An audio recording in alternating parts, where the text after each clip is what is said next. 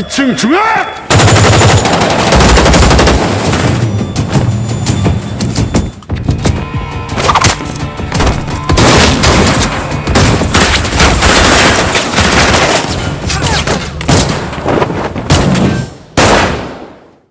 Oke, sebelum mulai kasih komentar dulu dong Bang Udin editor. Kekenya beli jeruk, pulangnya lupa bayar. Badan terasa ambruk, alhamdulillah sehat sehabis nonton nobar. Emang kalian harus panggil saya Dr. Tobi, si ahli dalam mengobati. Sepakat ya? Oke. Halo warga nobar yang minum es dikit langsung pilek. Kayak apa kabarnya Wahini bebuhan pian? Sehat-sehat aja kalau beretaan. Kembali lagi bersama saya Mamang Tobi, sang pengangguran profesional yang kali ini akan membawakan series baru berjudul A Shop for Killer yang dirilis pada tahun 2024. Menceritakan tentang seorang admin toko online yang dianggap lemah oleh orang-orang. Tapi ternyata di balik sikap ramahnya, dia adalah seorang sniper assassin jenius yang tembakannya selalu akurat, rat. So, tanpa berlama-lama lagi, siapkan mata, telinga, dan anu-anuan kalian semua. Mari kita nobar dan inilah A Shop for Killer.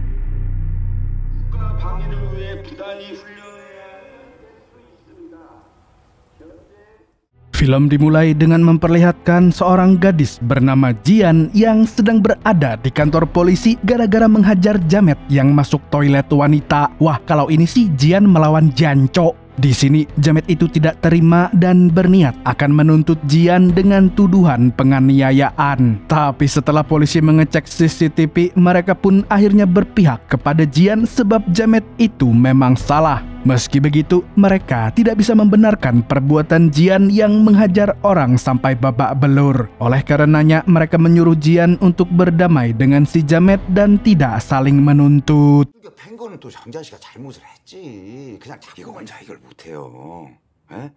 Polisi kemudian menyuruh Jian untuk menelpon orang tuanya. Tapi karena yatim piatu sejak kecil, dia pun memutuskan untuk menelpon sang paman yang selama ini merawatnya. Namun sayang sekali hal naas justru terjadi di mana orang yang menerima panggilan itu adalah polisi. Dan yang paling membuat Jian diam membisu adalah polisi itu mengabarkan bahwa pamannya telah meninggal dunia. 안 그래도 전화를 드리려고 했는데.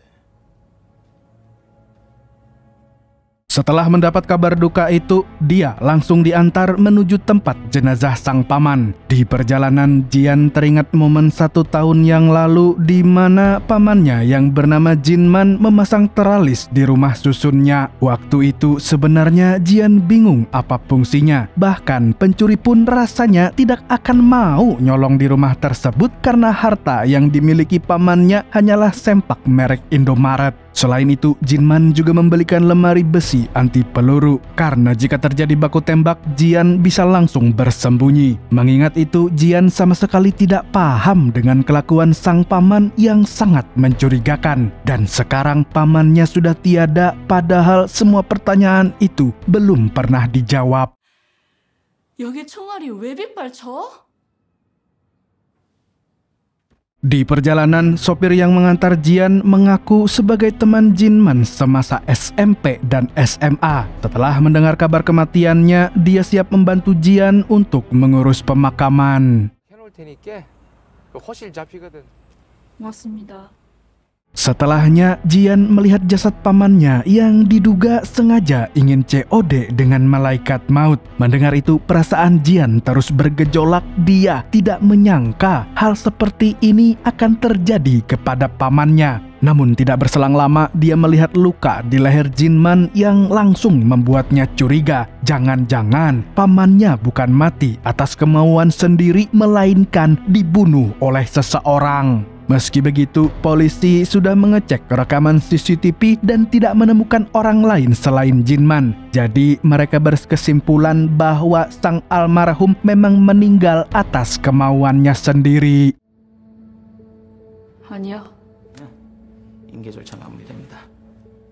Kemudian Jian mengurus administrasi di rumah duka sembari mengingat sebuah tato yang ada di tubuh pamannya. Tato tersebut bertuliskan murder help yang belum jelas apa artinya. Kalau Mulyono baru saya tahu artinya. Usai mengurus persiapan pemakaman, dia pulang ke rumah untuk memproses semua hal yang baru saja terjadi. Di sini dia bahkan tidak bisa menangis karena semuanya terjadi begitu cepat. Saat sedang merenung, ada seorang pemuda bernama Jungmin yang mengunjunginya. Dia merupakan teman SD Jian yang dulu sering bermain bersama. Selain itu, dia juga merupakan admin toko online milik Jinman yang menjual aneka selang dan perabotan-perabotan lainnya. Dan ternyata dia adalah orang yang pertama kali melihat Jinman meninggal dunia. Melihat kehadirannya, Jian pun meminta bantuan Jungmin untuk mengedit foto Jinman yang akan dipajang saat pemakaman. Kebetulan, Jungmin adalah lulusan teknik komputer dan memiliki bakat Photoshop sejak kecil. Kayak Bang Udin ini. 그 정도 내가 해줘도 괜찮을 것 같은데. 그래주면. Di momen ini, Jian teringat dengan masa lalu ketika dia masih berusia 7 tahun. Saat itu, Jinman baru pulang ke rumah ibunya setelah menghilang selama 7 tahun. Entah apa yang dia lakukan, tapi semua anggota keluarganya sangat khawatir. Apalagi dia pulang dengan kondisi babak belur. Bahkan ayah Jian yang merupakan kakaknya sempat berpikir kalau dia adalah seorang gelandangan. Meskipun begitu, Jinman tidak banyak bicara. Dia lantas memperkenalkan dirinya kepada Jian kecil dan mengatakan bahwa dia adalah pamannya. 정진만이야. Keesokan harinya, upacara pemakaman pun dilaksanakan. Dengan dibantu oleh si sopir taksi, acaranya pun berlangsung dengan lancar dan hikmat. Tapi di sini ada sepasang tamu kembar yang tampak mencurigakan. Hanya saja Jian tidak tahu siapa mereka sebenarnya dan apa hubungannya dengan almarhum sang paman. 저 쌍둥이 동네 사람 아니에요? Malam harinya, Jungmin bersih-bersih di kamar mandi Jiman yang masih ada bekas darahnya. Di sana, dia juga menemukan sebuah ponsel misterius yang kemungkinan berkaitan dengan kematian Jinman. Bersamaan dengan itu, rumah duka masih menerima para pelayat. Kemudian 3 teman lama Jinman malah bergunjing dan membicarakan aib-aib Jinman. Selain itu, mereka juga membicarakan sebuah rumor yang mengatakan bahwa Jinman mengakhiri hidupnya karena usaha jualan selangnya bangkrut dan rugi banyak. Jadi kemungkinan hal ini menjadi salah satu penyebab kematiannya. Namun, ada rumor lain yang mengatakan bahwa Jinman adalah ketua gangster yang diincar banyak orang. Dan yang paling gila, mereka juga menduga kalau Jinman adalah seorang mata-mata. 날리고 우라버니 집문서까지 팔아먹고 Tidak lama setelah itu, Jian akhirnya melepas jenazah sang paman untuk dikremasi. Di sini dia benar-benar tidak sanggup meneteskan air mata sedikit pun karena kesedihannya terlalu mendalam. Apalagi kini dia harus hidup sebatang kara tanpa sosok yang bisa mengayominya. 10년을 같이 살았는데. Usai kremasi, Jian, Jungmin, dan para pelayat mengantarkan abu kremasi ke rumah duka. Di tengah perjalanan, orang-orang membicarakan Jian yang tidak menangis setelah ditinggal pamannya. Dan menurut mereka, dia adalah gadis yang tidak punya perasaan. Mendengar hal itu, Jungmin pun berusaha menenangkan Jian. 고생했어, 지안아. Singkat cerita, Jungmin pun mengantarkan Jian pulang. Di sini, Jian berterima kasih dan berjanji akan mentraktir Jungmin saat keadaan sudah tenang. Namun saat masuk ke dalam rumah, Jian merasa semakin hampa. Dia kembali teringat dengan pamannya yang terlihat cuek tapi sebenarnya sangat peduli dan sayang kepadanya. Lalu seketika, air mata mulai turun deras dari matanya. 그렇게.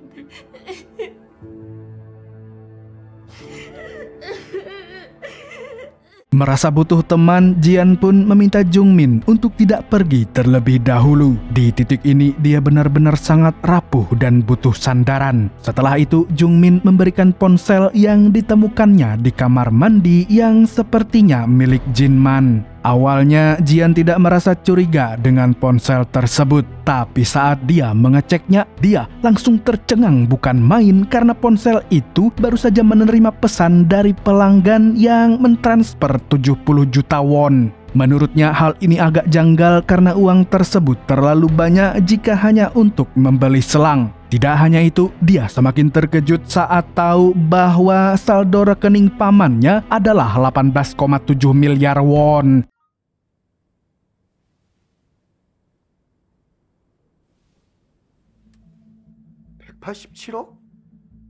Jian yang penasaran dengan semua keanehan ini pun meminta Jungmin untuk mengecek website jualan milik Jinman. Awalnya tidak ada yang aneh di website tersebut, tapi setelah mereka selidiki lebih lanjut, website penjualan selang itu ternyata hanyalah kedok, di mana situs ini terhubung dengan situs di dark web yang bertuliskan murder help, sama seperti tato milik Jinman. Dan tidak disangka-sangka website itu ternyata menjual ratusan jenis senjata api yang dipasok langsung oleh Mamat Gunshop. 무기를 파는 사이트 같은데? Tidak lama kemudian ada seorang pelanggan yang mengirim pesan di web tersebut dan mendesak Jinman untuk segera mengirimkan pesanannya. Melihat itu, Jian pun membalas bahwa toko senjata itu akan segera ditutup dan dia berjanji akan mengembalikan uangnya. Namun ternyata pelanggan tersebut mengetahui bahwa Jinman telah meninggal dan setelahnya dia mengancam Jian dengan mengatakan bahwa dia akan segera menyusul pamannya. Seketika Jungmin pun segera mematikan komputer dan meminta Jian untuk melapor ke polisi sebagai langkah pencegahan. 미친놈이네 이거 완전. 경찰에 신고할까? Tidak berselang lama, mereka mendengar suara bel dari luar. Rupanya ada seorang tamu wanita yang datang dan mengaku sebagai guru private bahasa Mandarin Jinman, padahal jelas-jelas dia membawa sebuah pistol di tasnya. Jian yang curiga pun mengatakan bahwa Jinman tidak ada di rumah dan meminta wanita itu untuk datang lain kali. Akan tetapi si wanita tetap bersikeras ingin masuk karena dia penasaran dengan kondisi Jinman. Lalu di saat yang bersamaan, Jian menerima sebuah pesan di ponselnya yang berisi ancaman.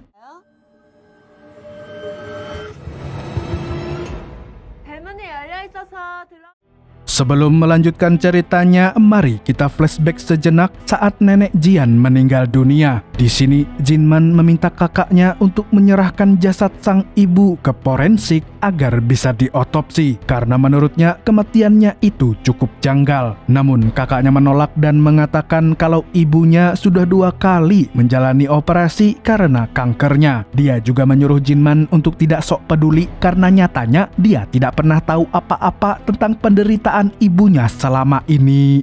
8년 만에 죽었다고 생각한 아들이 다시 돌아오니까 이럴 시간 없어. 우리 준비할 거 많아. Setelah itu, ada seorang pria yang bernama Sungju yang datang ke pemakaman nenek Jian. Melihat kedatangannya, orang tua Jian pun bingung siapa orang ini sebenarnya karena dia bukan tetangga apalagi keluarga. Namun, Sungju mengaku sebagai teman lama Jinman. Sementara orang tuanya menjaga rumah duka, Jian kini sudah istirahat di rumah dan dijaga oleh Jinman. Tapi karena tidak bisa tidur, Jian pun mengajak Jinman untuk mengobrol tentang kematian neneknya. Namun, Jinman menjelaskan bahwa semua orang akan mati, jadi sebenarnya kematian sang nenek bukanlah sesuatu yang mengejutkan, karena pada akhirnya semua orang harus move on dan menjalani kehidupannya lagi. Di sela-sela obrolan, Jinman menerima sebuah telepon dari seseorang yang sepertinya sangat penting. Dia pun meminta Jian untuk tetap di rumah dan tidak membuka pintu untuk orang lain sebab dia akan kembali ke rumah duka sebentar. Tapi entah kenapa raut muka Jinman tampak sangat khawatir.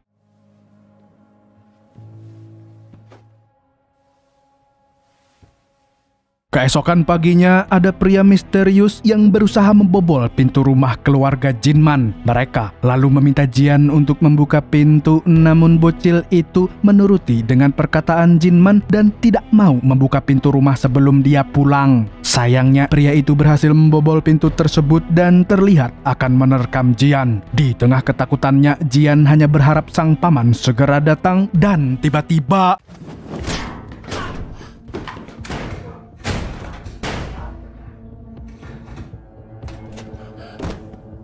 Rupanya, orang yang menghabisi pria misterius itu adalah teman Jinman. Dia lantas menenangkan Jian yang masih panik, kemudian menyuruhnya untuk bersembunyi di kamar saja. Dan setelah itu, dia langsung berjaga di sana untuk melindungi Jian dari komplotan pembunuh bayaran yang entah kenapa ingin melenyapkannya. Merasa penasaran, Jian kecil pun mengintip dari celah pintu dan dia tidak menyangka akan melihat sebuah kejadian yang sangat brutal.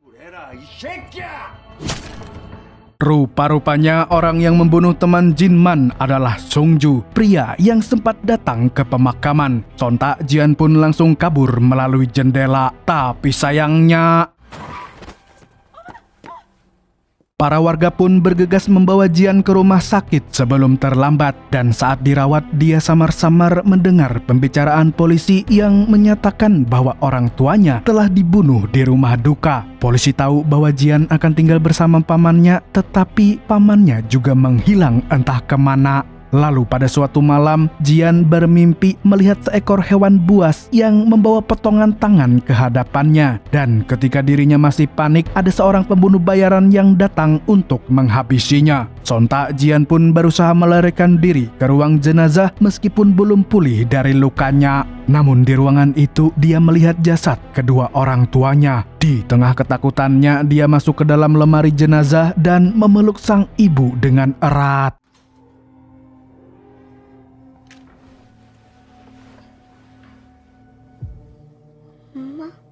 Sementara itu, pembunuh yang mengejarnya sudah masuk ke ruang jenazah. Tapi tidak lama kemudian ada seseorang yang datang dan langsung menghabisinya. Ternyata orang yang melibas pembunuh itu adalah Jinman. Lalu dengan raut wajah khawatir, dia membuka lemari jenazah dan memastikan kalau keponakannya baik-baik saja. Sejak kejadian tersebut, Jinman membawa Jian pindah ke tempat baru karena mau tidak mau dia harus menjadi pengasuhnya setelah orang tua Jian dibunuh. Meski begitu, dia tidak mendidiknya dengan lembut. Jinman justru melatihnya untuk mandiri secara tidak langsung. Misalnya, dia membiarkan Jian yang terjatuh dan menyuruhnya untuk bangkit sendiri. 역시 해줄 수 없다는 뜻이기도 해. Seiring berjalannya waktu, Jian yang masih trauma dengan kejadian yang menimpanya mulai menderita penyakit afasia. Apakah itu? Penyakit ini membuat penderitanya tidak bisa berbicara seperti orang bisu. Sedangkan Jinman merasa sangat bersalah dan menganggap bahwa semua tragedi yang terjadi adalah karena dirinya.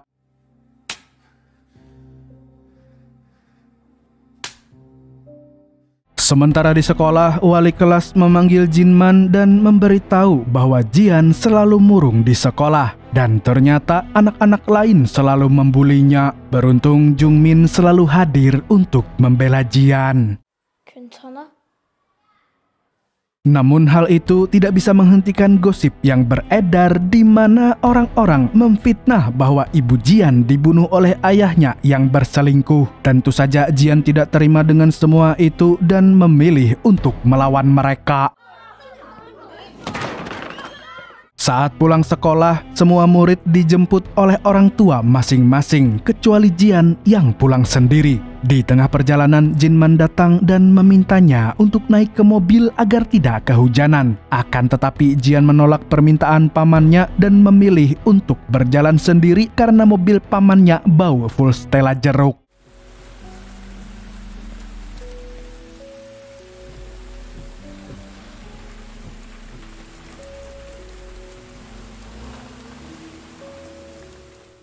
Suatu hari, para pembuli mengurung Jian di dalam gudang hingga malam hari. Di dalam gudang gelap itu, traumanya kembali menghantui dalam bentuk hewan buas yang membawa potongan tangan. Sontak Jian pun langsung ketakutan bukan main.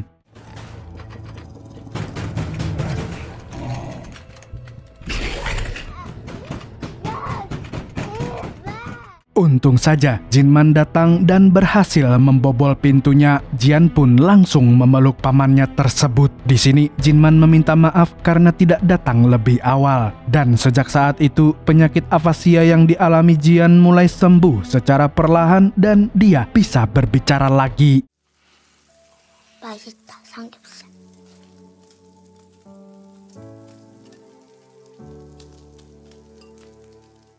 Setelahnya, kita kembali ke masa kini, di mana wanita yang mengaku sebagai guru bahasa Mandarin itu terus memaksa masuk. Rupanya wanita tersebut bernama Min Hee yang sepertinya sangat mengenal Jinman. Namun setelah diabaikan cukup lama, Min Hee tiba-tiba pergi. Dia dan Jung Min kemudian mengecek daftar anggota khusus yang mengoperasikan website milik pamannya. Di sana dia menemukan bahwa ada kode tertentu untuk setiap anggota dan hanya mereka yang bisa mendapatkan kode tersebut. Sejauh ini terdapat 4 kode yang disusun berdasarkan warna dan siapa saja yang bisa menggunakannya. Kode merah ditujukan untuk pembunuh di mana mereka hanya bisa membeli senjata untuk menyerang. Kode ungu adalah kode untuk mata-mata dan agen khusus yang hanya bisa membeli berbagai alat penyadap, senjata api, dan alat untuk menyamar. Sementara kode kuning ditujukan untuk tim pembersih yang hanya bisa membeli alat untuk membereskan lokasi kejadian dan juga jasa untuk menghindari hukum. Dan yang terakhir ada kode hijau, kode paling spesial. Orang yang menerima kode ini dari situs Mother Help tidak boleh diserang, dan jika melanggar maka semua orang yang berkode harus mempertaruhkan nyawa demi melindungi kode hijau.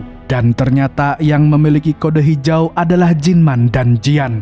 Tentu saja Jian masih belum bisa mencerna apa yang sebenarnya terjadi. 믿어야 돼? Akan tetapi di saat dia masih berkutat dengan semua hal mengejutkan itu, tiba-tiba ada getaran besar yang hampir merobohkan rumah tersebut. Dan ketika mereka berdua mengecek keluar, ternyata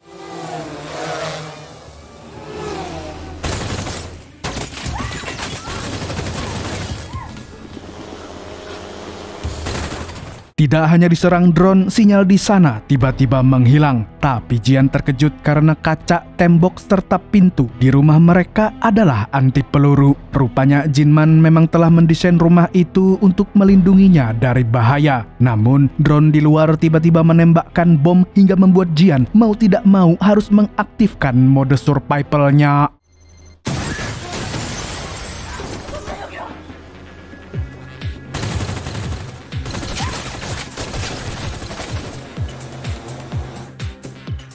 Di situasi yang mendesak ini, Jung Min bersembunyi di lemari anti peluru, sedangkan Jian teringat dengan ajaran pamannya di mana dia langsung mengambil sebuah ketapel untuk menyerang balik drone tersebut.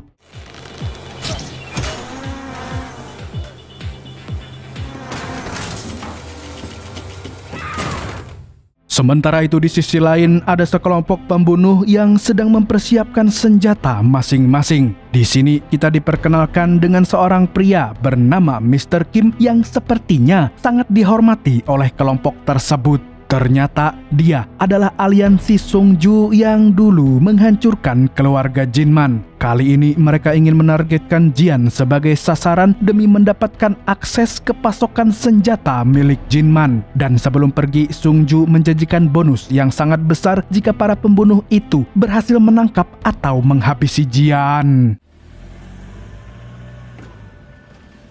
Sebelum melanjutkan ceritanya, mari saya ajak warga nobar semua untuk flashback sejenak ke 3 tahun yang lalu saat Jian masih berusia 17 tahun. Pada waktu itu, rumahnya direnovasi oleh teman baik Jinman yang bernama Pasin serta mengganti barang-barang di sana dengan yang anti peluru. Melihat itu, Jian sempat protes karena Jinman tiba-tiba merenovasi tanpa memberi taunya. Namun, pamannya itu hanya mengatakan kalau renovasi ini sangat penting demi kebaikan bersama. Hanya saja dia tidak memberi tahu secara jelas. Dalam proses perbaikan itu, Jinman mengajak Jian untuk tinggal di gunung. Singkatnya, mereka pun mendaki gunung bersama dan menginap di dalam goa. Saat itu, Jian tidak paham kenapa sang paman selalu mengajaknya untuk capek hingga membuatnya sangat kesal. Apalagi di tengah pendakian, Jinman mendadak jatuh sakit. 저점증이 시작될 거야.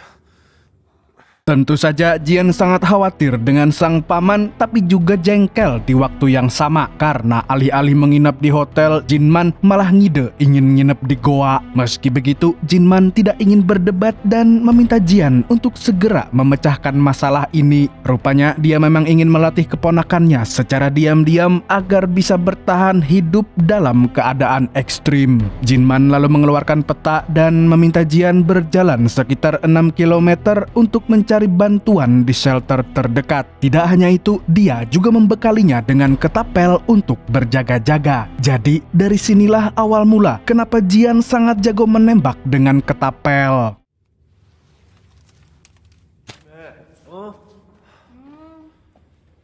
Selagi Jian pergi, Jinman menghubungi Pasin dan berterima kasih karena obat yang dia konsumsi sangat manjur, di mana obat itu digunakan agar dia terlihat sakit di depan Jian. Padahal aslinya dia hanya ingin melatih ketangkasan keponakannya. Sementara itu, Jian masih berjalan menyusuri hutan yang amat gelap. Lalu tidak berselang lama, dia menemukan sebuah shelter. Namun saat membuka pintu, dia terkejut bukan main ketika melihat serigala dan anjing buas. Dan seketika trauma masa kecilnya pun kembali menghantui.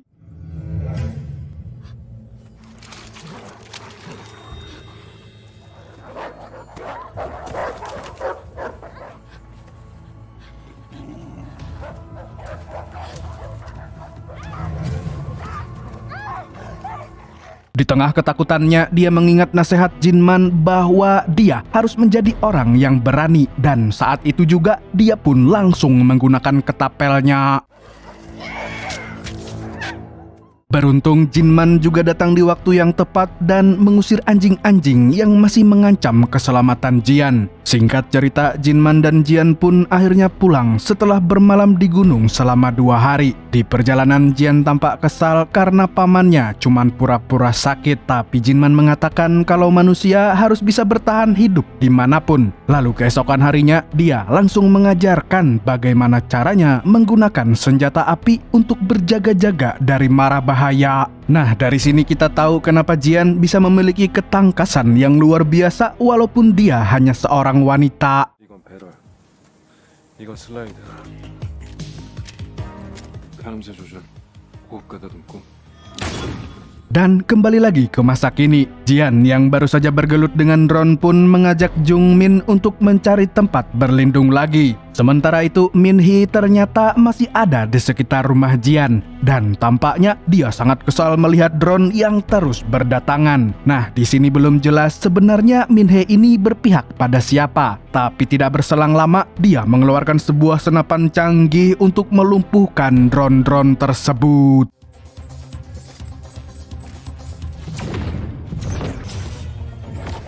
Alhasil Jian dan Jung Min pun selamat dari serangan drone yang bertubi-tubi. Namun saat hendak keluar, Jung Min tiba-tiba diserang oleh Min Hee.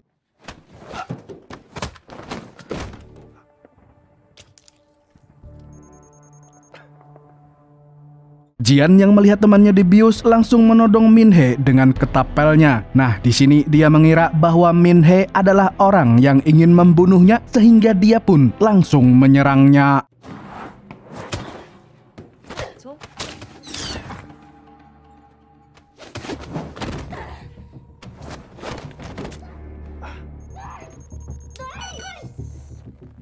Hanya saja setelah tahu kalau Jian memiliki kode hijau dari pamannya, Min Hee langsung melunak karena dia harus melindungi pemilik kode hijau apapun caranya. Dan sepertinya dia memang berada di pihak yang sama dengan Jinman. Namun sialnya ada komplotan lain yang datang dan menyerang mereka. Ternyata komplotan itu adalah para pembunuh bayaran yang dipimpin oleh Sung Ju dan Mr. Kim. Di waktu yang bersamaan, Min Hee menjelaskan bahwa ada sebuah kode yang tertanam di tubuh Jian, di mana kode itu terhubung dengan semua aliansi Jinman. Dan siapapun yang memiliki kode hijau tersebut, dia akan dilindungi oleh para pembunuh bayaran yang berpihak pada Jinman. Bahkan semua orang yang pernah membuli dan mengganggu Jian sudah ditemukan tewas. Semua itu adalah berkat pamannya. Namun, Jian benar-benar tidak bisa mencerna semua hal yang mengejutkan yang terjadi setelah sang paman tiada.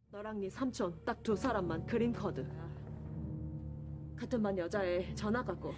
개소리라는 거야. 방금 전에 봤잖아. Sementara itu, Mr. Kim dan anak buahnya sudah bersiap dengan senjata dan rompi anti peluru masing-masing. Sebenarnya para pembunuh ini bingung kenapa Sung Ju dan Mr. Kim menyuruh mereka untuk menggunakan peralatan lengkap padahal misinya hanya menangkap seorang gadis. Mr. Kim lantas menjelaskan bahwa gadis itu adalah keponakan Jin Man yang sudah pasti dilindungi oleh aliansinya. Singkat cerita, para pembunuh ini pun memulai aksinya.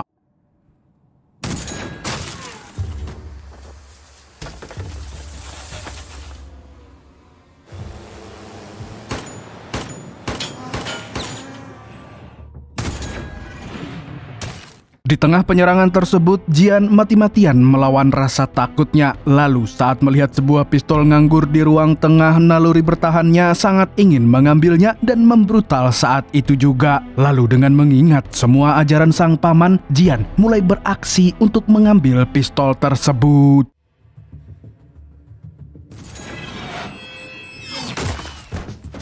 Tapi saat hendak mengambil pistol yang kini berada di bawah sofa, Jian tidak sengaja menemukan senjata Remington M24 SWS di balik sofa. Nah, senjata jenis ini biasanya digunakan oleh para sniper. Dan sepertinya Jin Man sengaja menyimpan di sana agar Jian bisa menemukannya. Min He yang melihat itu pun memberikan instruksi bagaimana cara menggunakan senapan tersebut. Dan karena sudah terbiasa memegang pistol, Jian langsung mengerti penjelasannya.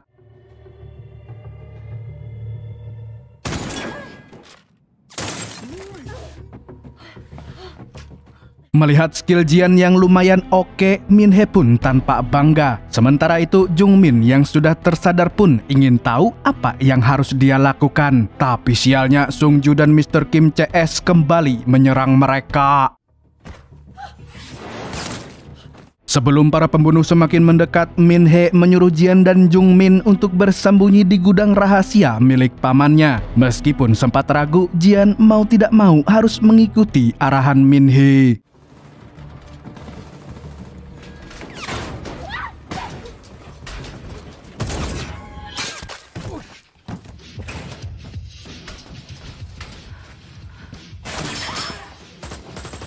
Selagi Jian dan Jung Min menuju gudang rahasia, Min He berusaha keras untuk melindungi mereka berdua. Dan tanpa membuang-buang waktu, dua remaja itu langsung mencari cara untuk masuk ke dalam gudang. Awalnya, Jian mengira kalau kode rahasianya adalah hari ulang tahun sang paman. Tapi kok salah? Dan setelah diingat-ingat lagi, pamannya pernah menyinggung nomor kartu mahasiswa miliknya. Lalu setelah dicoba, ternyata kode tersebut langsung valid.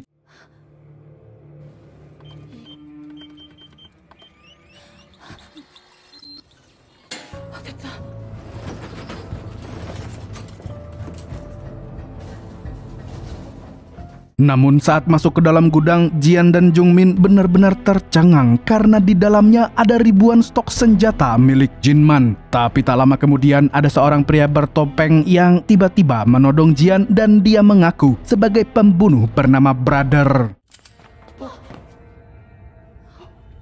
난 브라더야. Sementara itu, Mr. Kim dan pasukannya sudah naik ke lantai atas untuk memburu Min He yang kini sendirian. Beberapa jam kemudian, Jian tersadar dalam kondisi terikat, sedangkan Jung Min tampak sedang berbicara lewat telepon. Karena rupanya Jung Min selama ini dipekerjakan oleh komplotan pembunuh bernama Babylon yang juga ingin merebut Murder Hab dari Jin Man. Dan sekarang dia ditugaskan untuk membunuh Jian. Sambil menodongkan pistol, Jung Min mengaku kalau dia adalah dalang dari semua pembulian yang dialami Jian saat SD. Waktu itu dia hanya berpura-pura baik di depannya, padahal aslinya dia sudah bejat sejak kecil. Jungmin lalu menjelaskan situasi yang sedang terjadi sekarang di mana dia bekerja untuk komplotan Babylon. Setelah pulang dari wajib militer, dia dan temannya membahas tentang dark web di mana ada situs yang menawarkan jasa pembunuh, jual beli senjata, dan kegiatan ilegal lainnya. Namun temannya merasa Jungmin hanya omong kosong dan tidak memperdulikannya. Tetapi Jungmin tetap meyakinkan mereka karena latar belakangnya adalah lulusan teknik komputer yang sangat jago ngehack. Dia lantas mengajak teman-temannya untuk meretas website Murder Hub milik Jinman dan mulai menghasilkan uang dari sana. Namun pada suatu hari dia didatangi oleh pemimpin Babylon yang bernama Lee.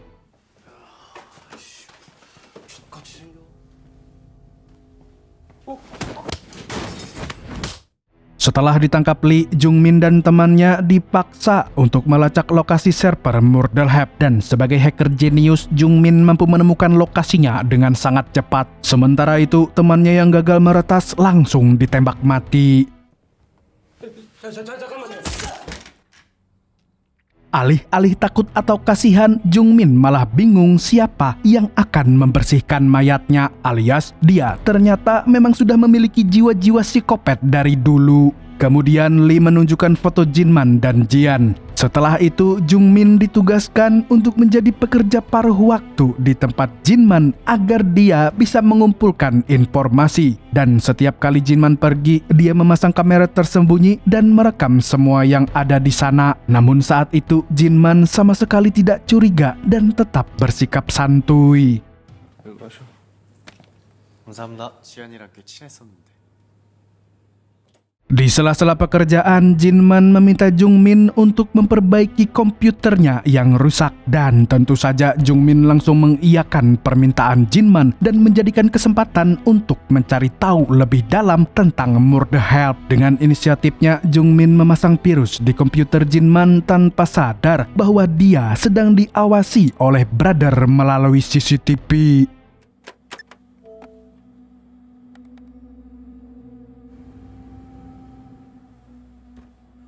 별거 아니네. Sepulangnya dari kerja, Jungmin melaporkan perkembangan misinya kepada Lee. Lalu tidak lama kemudian, komputer Jinman terhubung ke internet dan Jungmin bisa melihat lebih banyak informasi, termasuk cara mengakses situs Murder Hub. Dia pun sangat senang karena pekerjaan itu terasa sangat mudah baginya. Namun tidak berselang lama, Lee mengirim anggotanya untuk membunuh Jungmin sebab dia sudah tahu bagaimana cara mengakses Murder Hub. Dalam usaha bertahan hidup, Jungmin mengatakan bahwa jika dia mati, maka akses ke website tersebut akan terreset dan tidak bisa dimasuki lagi. Selain itu, dia juga bersedia untuk membantu komplotan Babylon lebih jauh jika dia dibiarkan hidup. 잠깐만요. 리셋되고 접속조차 아예 불가능하게 될 거야. 정진만? 아니면 이 무기들? 뭐래봐.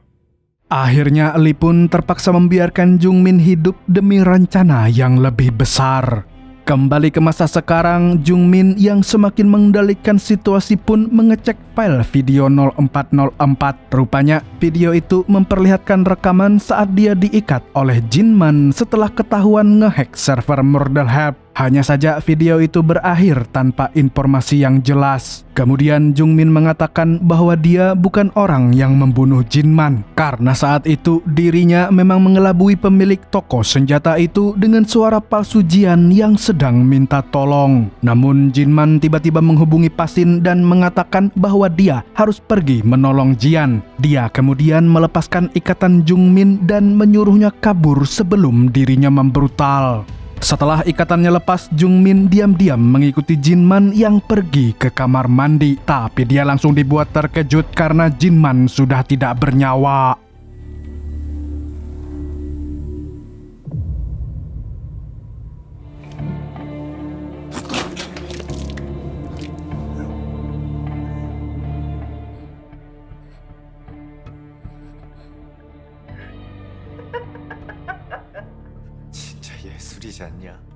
Usai mendengar cerita tersebut, perasaan Jian semakin campur aduk. Dia tidak tahu harus sedih, marah, atau kecewa. Semuanya bercampur menjadi satu.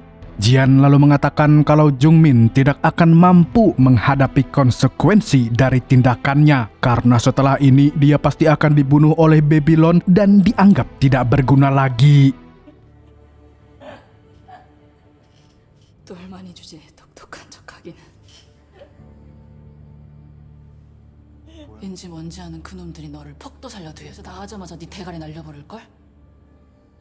Dalam situasi ini, Jian berkata bahwa dirinya adalah kode hijau yang sudah pasti akan dilindungi oleh teman-teman pamannya. Dan setelah ini, Jungmin pasti akan segera dihabisi oleh Min-hee. Jungmin yang terbawa emosi pun berusaha bersikap culas untuk menutupi rasa takut yang mulai menghantuinya. Dia sangat tahu kalau Min-hee bisa membunuhnya dalam sekejap. Mendengar itu, Jian tiba-tiba ikut terbawa emosi karena tidak kuat mendengar ocehannya. Alhasil, dia pun berusaha memberontak.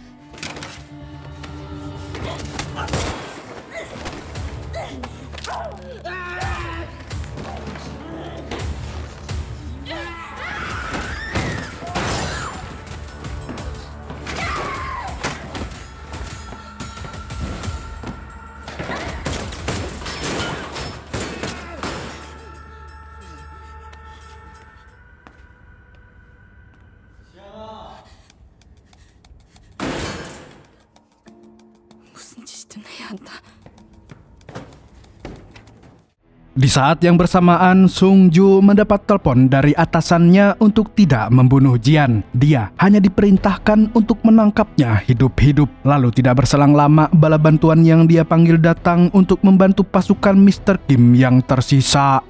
Sementara itu, Jian berhasil menjebak Jungmin dan membuatnya menggantung di langit-langit.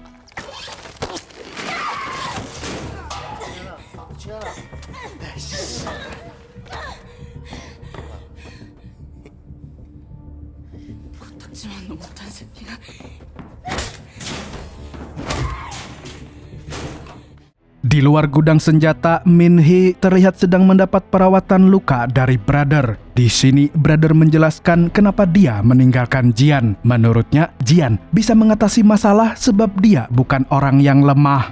Setelah itu, Brother menghancurkan dinding untuk mengambil senjata cadangan karena sebelumnya Jinman memang mempersiapkan segalanya setelah mendengar kabar bahwa Samidi masih hidup di luar.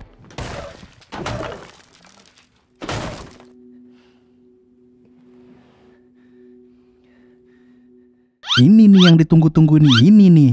Di sisi lain, Sung Ju CS semakin khawatir dengan kondisi pasukan Mr. Kim yang tidak kunjung ada kabar. Tidak berselang lama, sebuah mobil muncul membawa alat tempur modern berupa robot untuk menghadapi Min-hee yang ternyata overpower.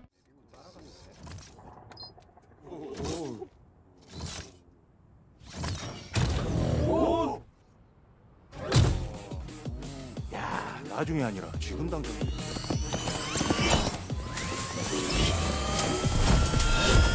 Bersamaan dengan itu, Brother dan Min-hee bersiap menghadapi ancaman berikutnya. Mereka lalu mengaktifkan pintu pelindung yang pernah dipasang Pasin saat merenovasi rumah Jinman. Namun, robot milik Sung Ju CS tidak kalah canggih.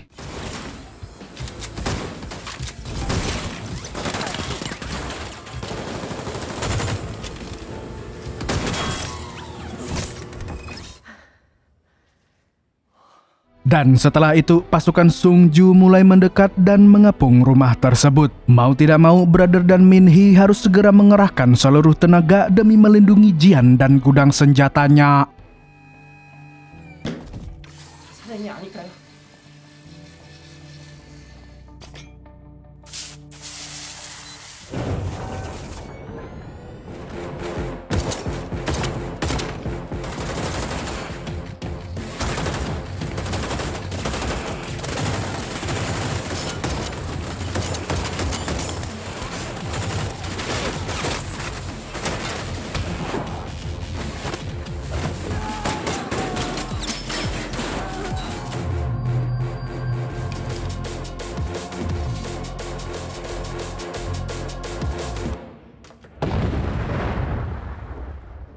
Setelah melewati semua rintangan tadi, Jian, Min-hee, dan brother saling mengobati luka masing-masing serta bersiap untuk kabur. Namun sayangnya, salah satu anak buah Sung-ju kembali datang dan membuat mereka harus bertempur lagi.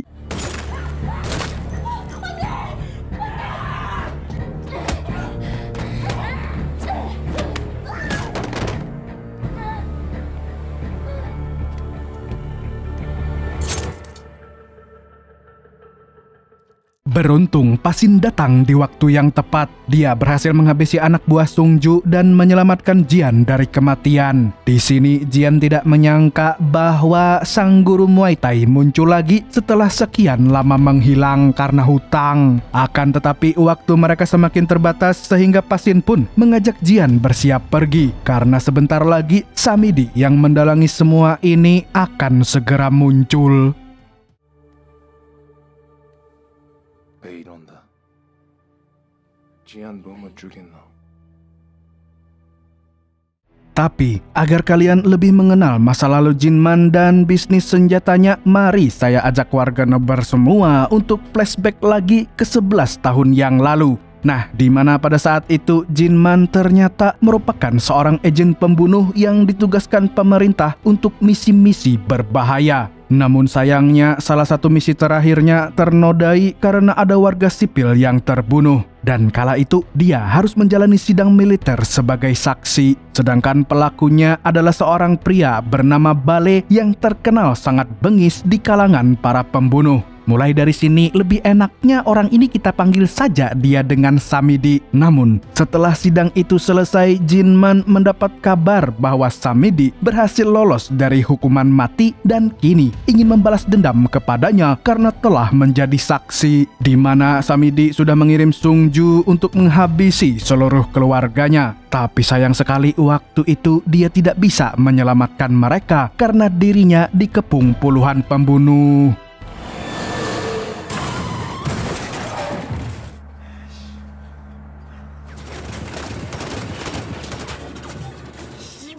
Kembali lagi ke masa kini di mana kita diperlihatkan dengan Min-hee yang tengah dikepung oleh pasukan Mr. Kim. Dia kemudian mematikan lampu gudang untuk mengelabui musuh dan benar saja strateginya langsung berhasil.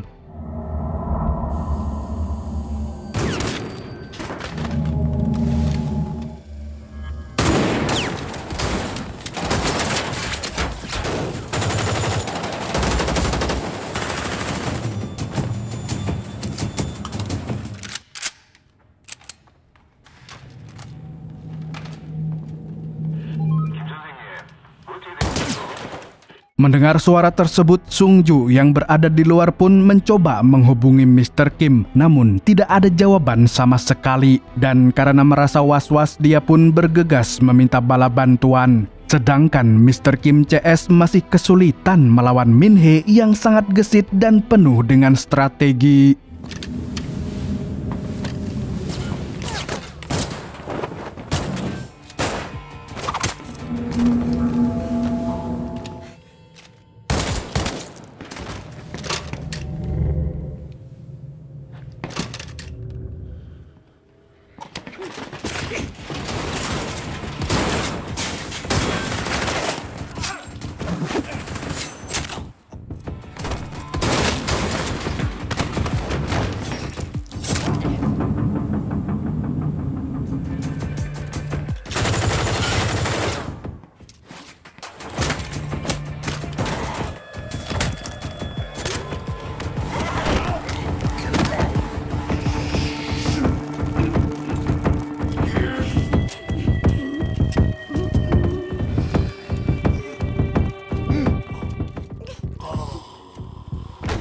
Dan pada akhirnya Min-hee mampu membabat habis mereka semua, bahkan dia mampu membunuh Mr. Kim yang dikenal sangat brutal.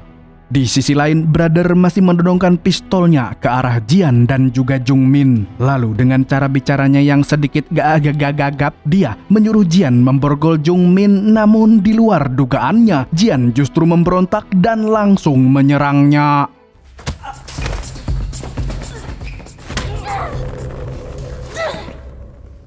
Secara mengejutkan, dia mampu mengalahkan Brother dengan sangat mudah. Kemudian dia membuka topeng si Jamet dan Jian pun mengerti kenapa dia memakai topeng. Loh, kayak kenal? Sebelum kalian bertanya-tanya kenapa Jian jago gelut, mari saya ajak kembali ke beberapa tahun sebelumnya. Nah, saat itu Jian sedang naik wahana pasar malam bersama gebetannya. Dan saat itu mereka sangat dekat dan hampir menjalin hubungan pacaran. Hanya saja Jinman tidak menyetujuinya karena Jian belum cukup dewasa. 우리 삼촌이에요. 면허증 까봐. 5만 원에 고쳐줄게. 오늘은 안 갖고 와서요. 아까들 러브러브 그냥 또 올게. 오빠, 연락할게요. Di kesempatan lain, Jian pernah bekerja di sebuah restoran cepat saji. Namun teman-teman SMA-nya selalu bergosip tentangnya karena selalu pontang-panting mencari uang. Lalu tidak lama kemudian, gebetan Jian dan teman-temannya datang untuk makan siang di tempat tersebut. Tapi setelah melihat Jian, dia langsung merasa canggung dan pada akhirnya memutuskan untuk mencari tempat makan lain. Sontak hal itu pun membuat Jian sedih sebab Brother kini menjauh darinya.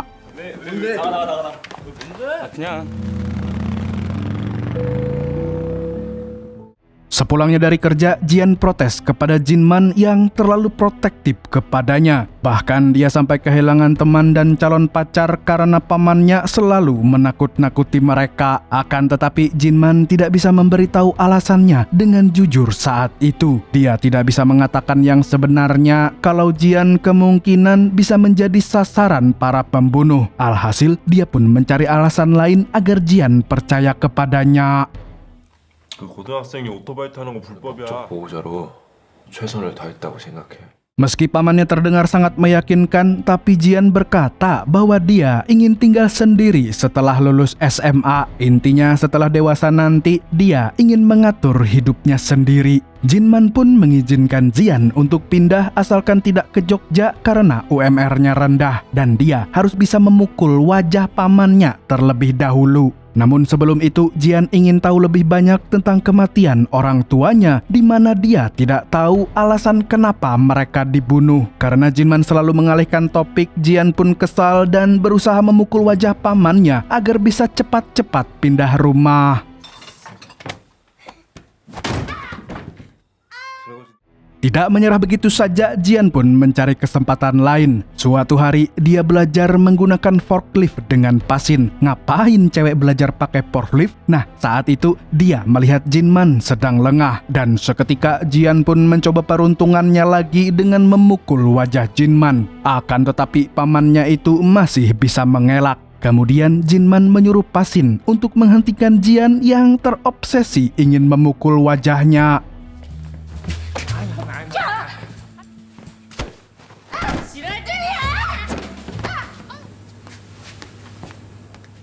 Sebenarnya Jinman dan Pasin memang sengaja melakukan hal itu untuk melatih kemampuan bela diri Jian secara tidak langsung. Nah, setelah sadar dari pingsannya, Jian melihat Jinman dan Pasin yang sedang mengukur selang. Dia semakin kesal karena merasa Jinman tega membuat keponakannya pingsan. Namun pamannya itu malah menyalahkan Pasin dan membuat Jian semakin frustasi. Di lain waktu, Jian menemui Pasin yang membuka rumah makan kecil-kecilan di sekitar rumahnya. Di sini, dia ingin belajar bagaimana cara membuat orang pingsan dengan tujuan ingin memukul wajah pamannya. Akan tetapi, Pasin tidak mau memberikan pelatihan secara gratis, apalagi teknik tersebut adalah salah satu jurus Muay Thai yang sangat sulit untuk dipraktekkan. Mendengar itu, Jian pun menawarkan diri untuk bekerja paruh waktu tanpa digaji. Dan mulai hari itu, dia pun resmi menjadi murid Pasin.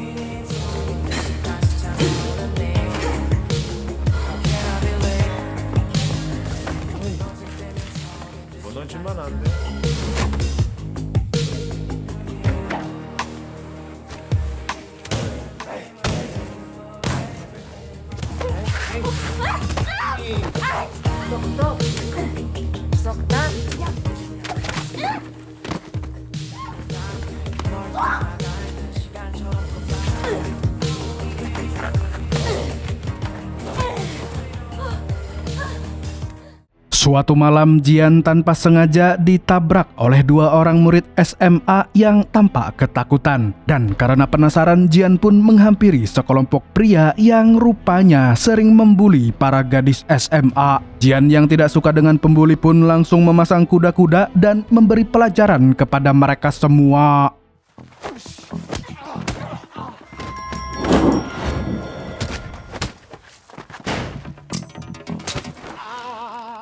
Berkat jurus-jurus Muay Thai-nya, dia berhasil melumpuhkan para pembuli. Selain itu, pamannya juga turut serta dalam mengalahkan mereka. Lalu tidak berselang lama, gadis yang dibuli tadi datang bersama polisi, kemudian berterima kasih kepada Jian yang telah menyelamatkannya.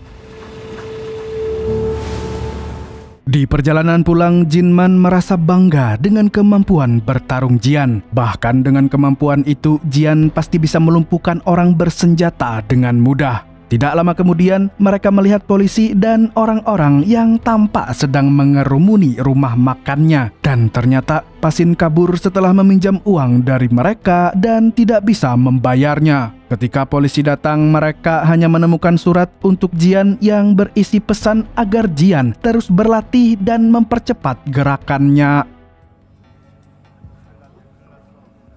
Jian, you are no more. Kasihan Pasin terjerat pay letter. Kembali lagi ke masa sekarang, Jian yang sudah berhasil mengalahkan Brother pun kini menyekapnya. Jian lalu melihat seluruh layar CCTV dari gudang senjata dan mengawasi keadaan sekitar gudang. Dia pun merasa sangat kesal dan tidak menyangka sebab selama ini Brother telah mengawasinya dari gudang ini. Namun dia juga penasaran apa hubungannya dengan sang paman. Jian sebenarnya ingin menghabisi Brother, tapi pria gagap itu mengatakan bahwa sekarang bukan waktu yang tepat sebab Minhee butuh bantuannya. Setelah itu dia juga mengatakan kalau dirinya merupakan anak buah Jinman.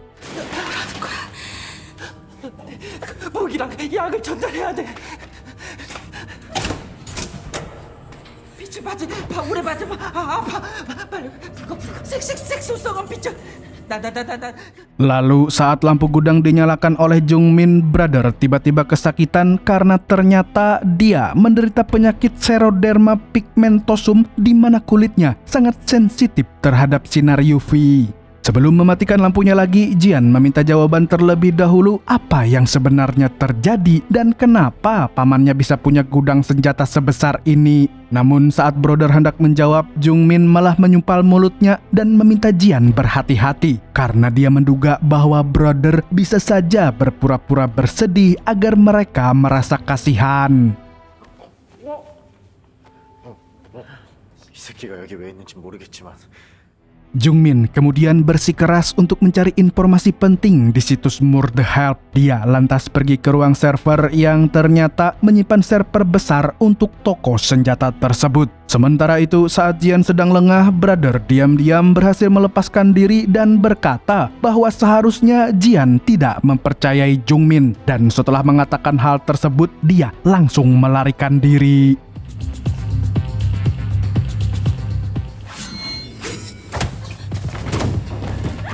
Sialnya, Jian malah terjebak di sebuah ruangan rahasia saat sedang mengejar Brother. Sedangkan Jungmin mengambil pistol untuk melawan Brother yang tiba-tiba memadamkan lampu di tempat tersebut. Lalu dari belakang, dia langsung menembak Jungmin dengan alat setrum.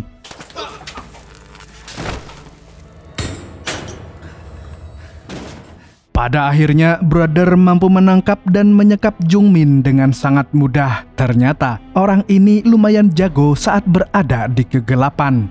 Setelah itu, dia memperlihatkan dokumen penyerahan situs Murder Help yang harus dibaca oleh Jian. Di sini brother menjelaskan bahwa Jinman telah mewariskan toko tersebut untuk Jian sebagai satu-satunya anggota keluarga. Brother juga berjanji akan menjadi anak buah yang patuh setelah Jian bersedia menandatangani dokumen tersebut. Tidak hanya itu, Jian bahkan bisa memberi komando pada semua pembunuh bayaran yang beraliansi dengan Mother Help, contohnya adalah Min-hee. Mendengar hal tersebut, Jian awalnya ragu, namun mau tidak mau dia harus menerimanya agar bisa keluar dari ruangan sempit itu.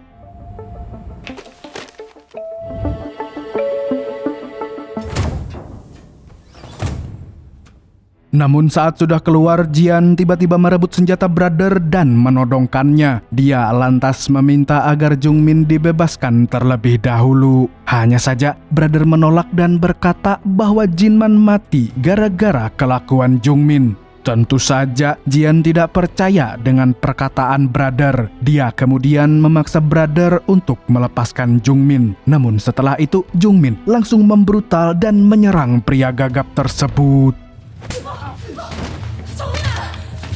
Melihat itu, Jian pun menodongkan pistol ke arah Jungmin dan menegaskan bahwa dia tidak ingin ada pertumpahan darah. Jungmin yang tidak habis pikir pun menekankan bahwa mereka sudah hampir mati bersama-sama dan selama ini dia telah membantu Jinman, jadi tidak mungkin dia berkhianat. Selain itu, Jungmin juga berkata yang harusnya dicurigai adalah brother. Brother yang tidak mau dituduh lantas menjelaskan kalau Jinman tidak akan pernah COD dengan malaikat maut, jadi dia pasti dibunuh oleh seseorang.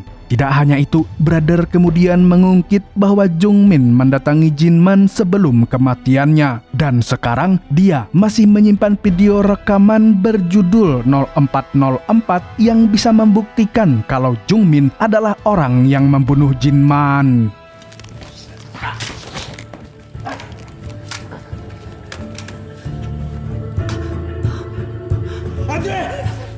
Namun ketika Jian hendak membuka file itu, Jungmin malah melarangnya dan membuat Jian semakin dilema. Dia tidak tahu lagi harus percaya kepada teman masa kecilnya atau kepada orang kepercayaan sang paman.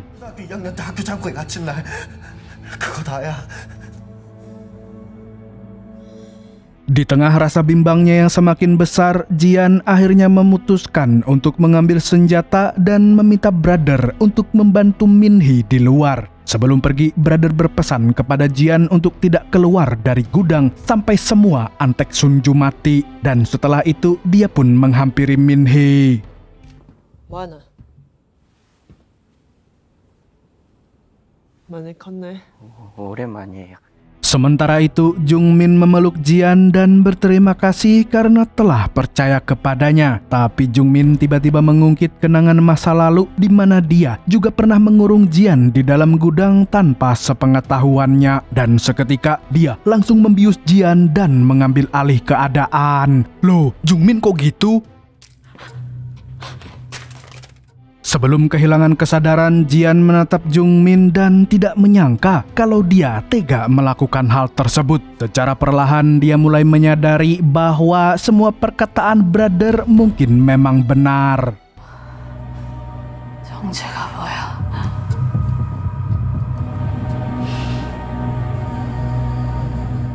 Untuk lebih mengenal Samidi lebih dalam, mari kita kembali ke 14 tahun yang lalu di mana Jinman yang masih bekerja sebagai agen pembunuh sedang menjalani misi khusus. Saat itu, pasukan Babylon masih berada di jalan yang benar. Dalam situasi yang sangat tegang, Jinman terjebak dalam mobil bersama dengan dua anak buahnya termasuk Pasin serta seorang warga sipil yang sedang dilindungi. Dan saat ini mereka harus bertahan sembari menunggu bala bantuan dari Samidi dan Sungju yang saat itu masih menjadi rekannya.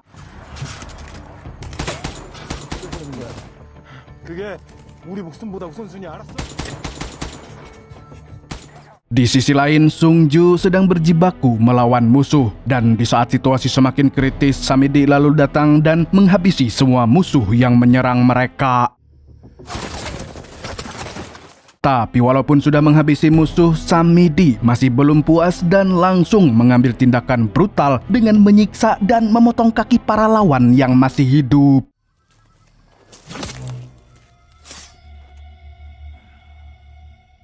Setelah situasi mulai terkendali, Jinman berusaha mencari tahu posisi Sungju dan yang lain karena mereka tidak kunjung datang. Tapi tidak lama kemudian pasukan musuh mulai berjatuhan dan Jinman langsung senang sebab bala bantuan telah datang. Dan pada akhirnya pertempuran itu pun selesai. Namun ternyata di antara bala bantuan yang datang tidak ada Samidi dan juga Sungju. Sontak hal ini pun membuat Jinman sangat khawatir. Dia pun berniat untuk mencari mereka sebelum pasukan musuh yang lain datang ke sana.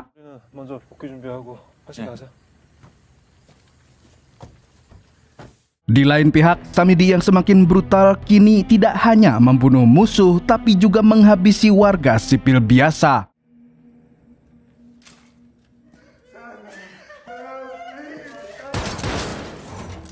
Suara tembakan itu pun terdengar oleh Jinman dan Pasin yang sedang menyisir area gedung terbengkalai. Sontak mereka berdua pun bergegas menuju ke sumber suara. Sementara itu Junior Sungju bertanya kepada Samidi kenapa dia tega membunuh warga sipil padahal dia seharusnya melindungi mereka. Samidi berusaha membela diri dengan menunjuk jasad seorang teroris di mana dia mengklaim bahwa teroris itulah yang membunuh warga sipil tak bersalah. Namun karena si Junior tidak percaya, Samidi pun menyuruh Sungju untuk menghabisinya. Tidak berselang lama, Jinman dan Pasin sampai di lokasi. Tapi di sini Samidi dan Sungju bersengkongkol untuk membohonginya. Mereka mengatakan kalau si Junior mati setelah ditembak teroris, begitu juga dengan para warga sipil lainnya. Hanya saja Jinman menaruh rasa curiga terhadap Samidi yang tampak terlalu santuy tanpa ada raut sedih sama sekali. Tidak lama kemudian ada seorang anak dari warga sipil yang muncul dan mengancurkan senjata ke arah Jinman CS. Sontak Jinman berusaha untuk mencegah adanya baku tembak lebih lanjut, tapi sialnya Samidi malah membunuh bocah tersebut.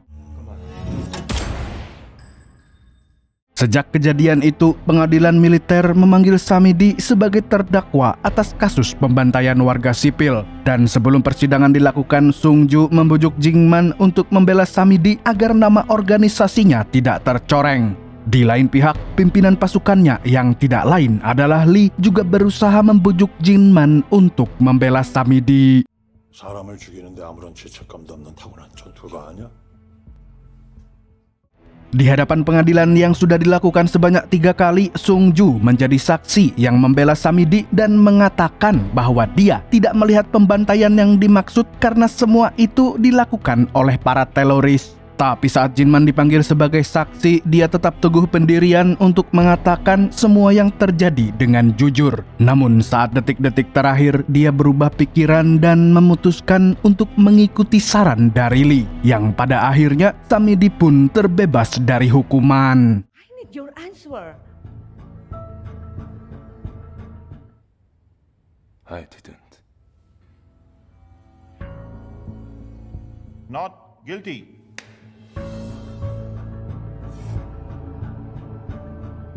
Beberapa hari kemudian, Lee memanggil Jinman dan menyuruhnya untuk menjaga Samidi agar tidak menyeleweng lagi dalam misi baru, yaitu menangkap seorang gembong barang haram. Karena di antara pasukan yang lain hanya Jinman yang kekuatannya setara dengan Samidi. Awalnya Jinman tidak mau ditugaskan dengan Samidi lagi, akan tetapi dia juga tidak mau ada korban tak bersalah yang mati gara-gara psikopat tersebut.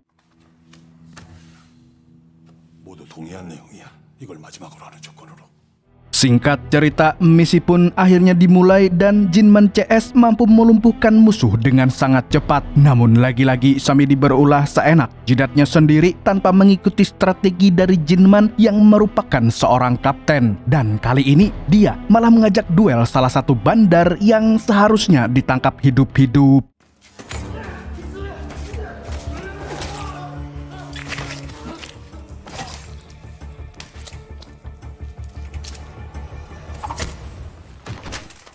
Sementara itu, Jinman dan Pasin berhasil mengejar gembong yang menjadi target mereka. Tapi di waktu yang bersamaan, ada beberapa wanita cukurukuk oho-oho yang disandra oleh si gembong. Mereka lantas meminta tolong kepada Samidi dan Sungju yang berada di sana. Tapi bukannya menolong, Samidi malah mengambil granat dan membantai mereka semua.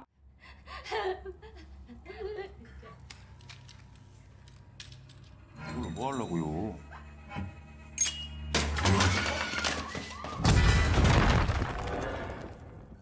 Mengetahui tindakan brutal Samidi, Jinman dan Pasin pun tidak kuasa menahan kemarahan mereka. Dan lagi-lagi Sung Ju membela Samidi dan mengatakan bahwa para wanita itu sudah mati saat dia menemukannya. Hanya saja Jinman sudah terlalu muak dengan semua ini. Pada akhirnya konflik di antara mereka pun semakin memanas hingga mereka pun saling menodongkan senjata.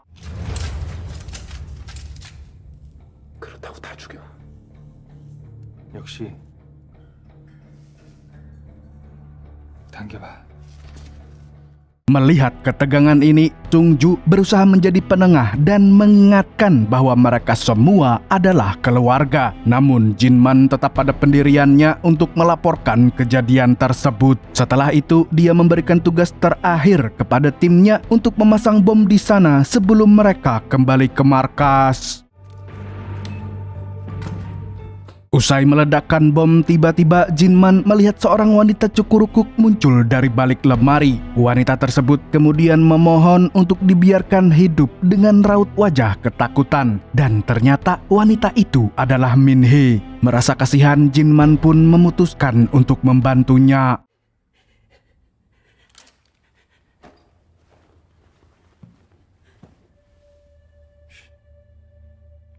Jinman lalu menugaskan Pasin dan salah satu anggota lainnya untuk memastikan Samidi tidak pergi kemana-mana, sebab dia berniat menyerahkannya ke Dewan Militer untuk diadili lagi. Jinman lantas kembali masuk ke gedung untuk membawa Min Hee ke tempat yang aman. Tapi saat hendak keluar, Samidi tiba-tiba muncul dan mengajaknya untuk berduel.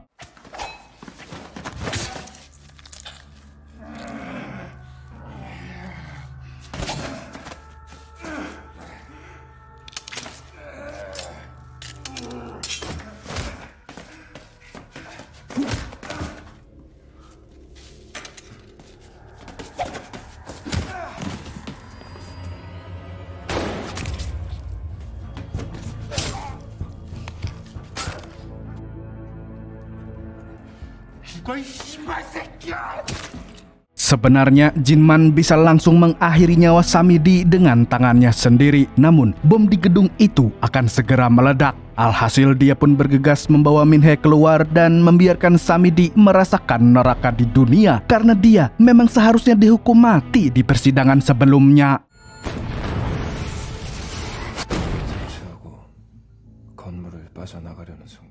Setelah insiden itu, Jinman diinterogasi oleh Dewan Militer untuk menjelaskan apa yang sebenarnya terjadi saat Samidi tewas. Tentu saja Jinman berbohong dan mengatakan kalau Samidi telah melanggar kode etik dan tewas dalam ledakan bom. Usai dinyatakan tidak bersalah, Jinman memutuskan untuk mengambil cuti dari pekerjaannya. Akan tetapi Lee tampak tidak suka dengan keputusan tersebut.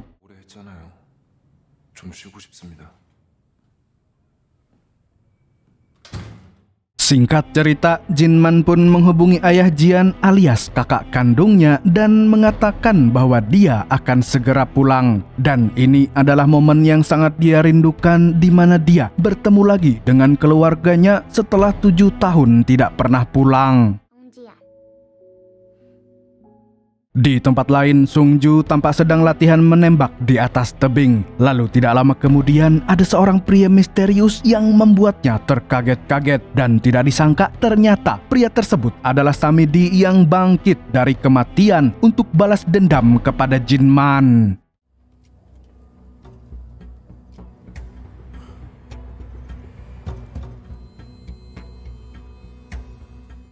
Beberapa waktu kemudian, Jinman mengirim sebuah paket ke Jepang untuk temannya yang bernama Honda. Saat menerima paket itu, Honda langsung terkejut bukan main karena isinya adalah Min Hee.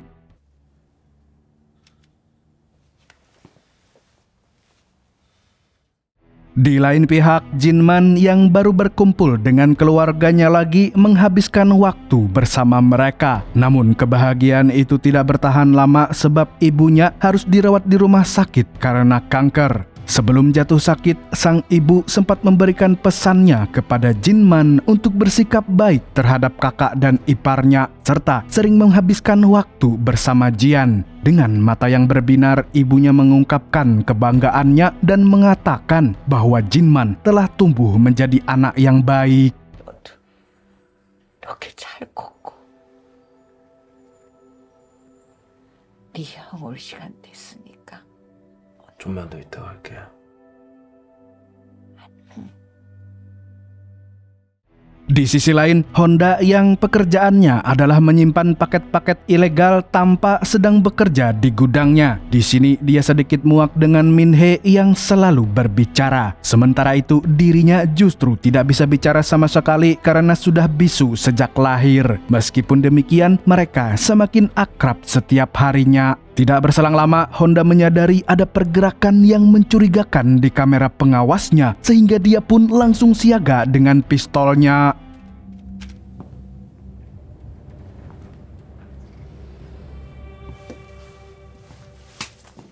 Ternyata orang yang datang itu adalah Jinman. Sontak, Honda dan Min-hee pun langsung menyambutnya dengan baik. Terlebih lagi, Min-hee merasa sangat berutang budi karena Jinman telah menyelamatkan hidupnya. Honda kemudian menunjukkan foto orang-orang yang tewas dalam misi terakhir Babylon. Di sini, Jinman merasa gelisah sebab tidak ada jasad Samidi di sana.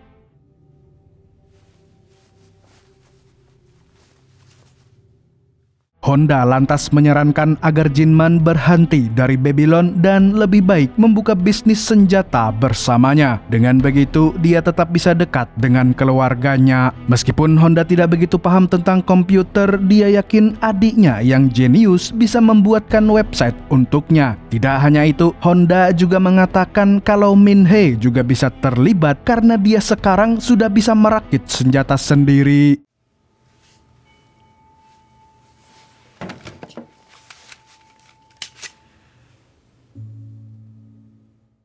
Di lain pihak, Sungju dan anggotanya sedang membuat rencana untuk membunuh Jinman dan keluarganya atas perintah dari Samidi. Salah satu anggota merasa keberatan dengan rencana tersebut sebab tindakan itu tidak etis dan seharusnya mereka tidak melibatkan keluarga Jinman.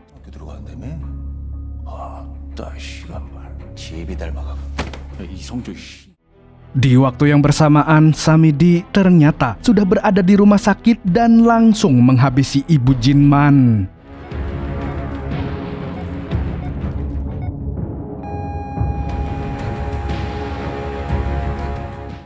Kematian ibunya tentu menghancurkan hati Jinman dan membuatnya bertanya-tanya apa yang sebenarnya terjadi. Dia sebenarnya ingin melakukan otopsi untuk memastikan apakah ibunya mati dengan wajar. Akan tetapi kakaknya menolak dan bersikeras kalau ibunya tewas karena penyakit.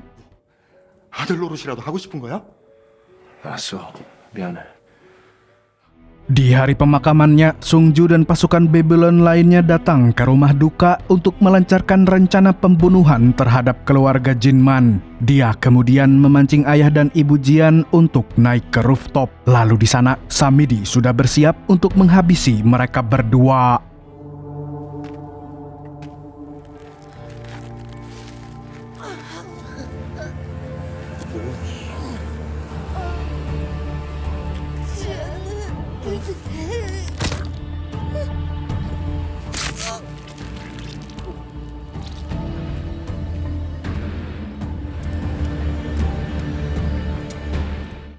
Sementara itu, Jinman dan Jian sedang dalam perjalanan pulang ke rumah. Di sini, Jinman yang was-was pun mengirim pesan kepada Honda untuk mencari tahu tentang kematian ibunya. Dan saat menerima pesan itu, Honda sedang bersama adiknya yang tidak lain adalah Brother. Tak berselang lama, Jinman yang tengah bersama Jian mendapat panggilan dari anggota Babylon yang sebelumnya berselisih dengan Sungju. Pria tersebut memberitahu bahwa Samidi masih hidup setelah keluar dari hukuman mati yang dibuat olehnya. Merasa cemas, Jinman pun meminta Honda untuk menjaga Jian.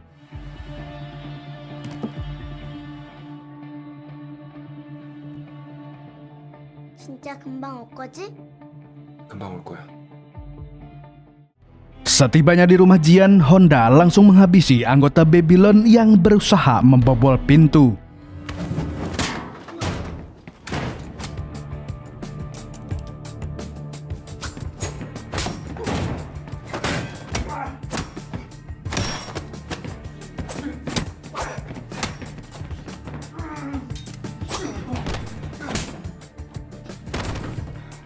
Honda kemudian memberitahu Jian menggunakan tulisan bahwa dia adalah teman pamannya. Lalu setelahnya Honda harus berhadapan dengan Sung Ju dan salah satu anak buahnya.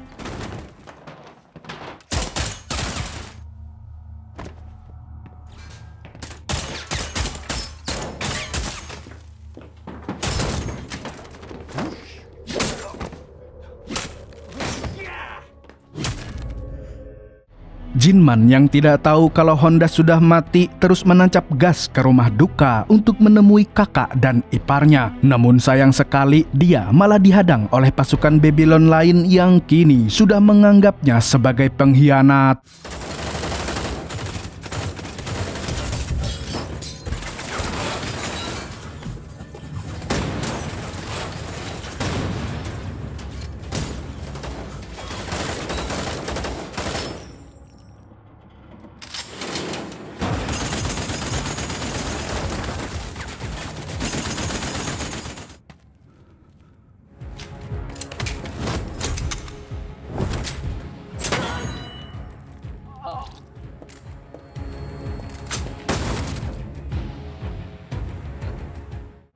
Di sisi lain, dua anggota Babylon diutus untuk masuk ke gudang milik Honda, dan di sana Min-hee telah bersiap untuk menghadapi kemungkinan terburuk. Rupanya dua anggota ini ditugaskan untuk membunuh Min-hee yang merupakan saksi mata atas kejahatan Samidi, karena jika dia bersaksi di pengadilan, maka seluruh proyek Babylon bisa dihentikan. Min-hee yang sudah tidak tahan bersembunyi terus-menerus pun akhirnya menampakkan diri dan...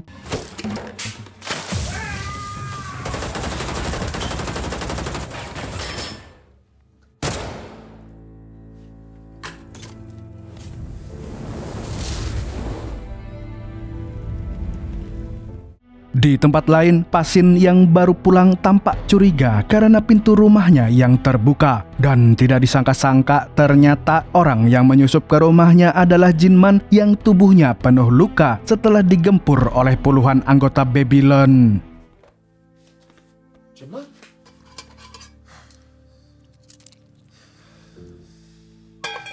Ketika Jinman sadar, Pasin mengungkapkan bahwa dia sudah mengundurkan diri dari Babylon dan tidak ingin terlibat lagi dengan kelompok agen pembunuh tersebut. Selain itu, dia juga tidak ingin ikut-ikutan terjerumus dalam masalah Jinman. Dia lantas memberikan satu pistol dengan harapan Jinman bisa bertahan menghadapi seluruh pasukan Babylon.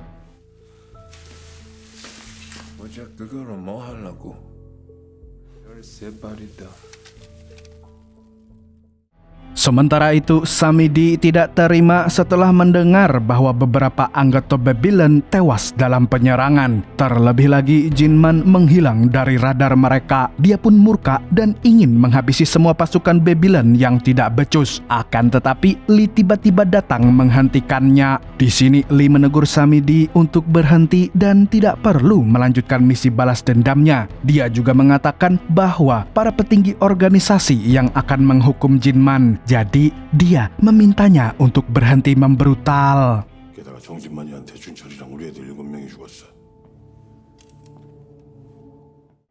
Sementara itu, seorang anggota Babylon telah diutus untuk menghabisi Jian kecil di rumah sakit. Namun beruntung, Jinman datang di waktu yang tepat.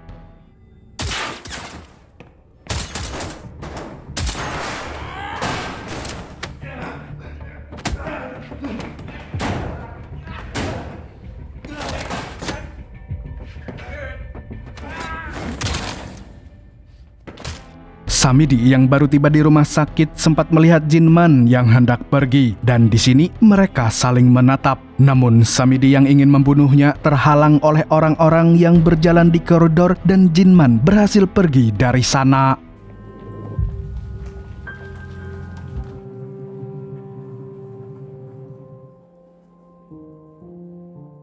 Di lain pihak, Lee baru saja pulang ke rumah dan disambut oleh cucunya yang sangat senang karena dibelikan mainan oleh Jinman. Sontak Lee pun terkejut sebab Jinman sudah berada di rumahnya. Setelah itu, Jinman menunjukkan sebuah pistol kepada Lee dan di dalam pistol itu tersisa 5 peluru dan semuanya pas untuk membunuh cucu, anak laki-laki, menantu, istri, dan Lee sendiri. Intinya dia memperingatkan Lee untuk tidak terlibat dengan Samidi, karena kalau itu terjadi maka dia tidak akan segan untuk membantai seluruh keluarganya.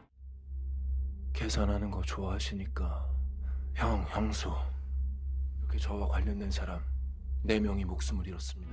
Jinman lantas membujuk Lee untuk menghentikan Samidi karena menurutnya semua kejadian ini sudah impas dan tidak perlu ada pertumpahan darah lagi. Namun saat dibujuk oleh Lee, Samidi malah tertawa saat mendengar perkataan Lee tersebut, seolah-olah dia tidak ingin berhenti apapun yang terjadi.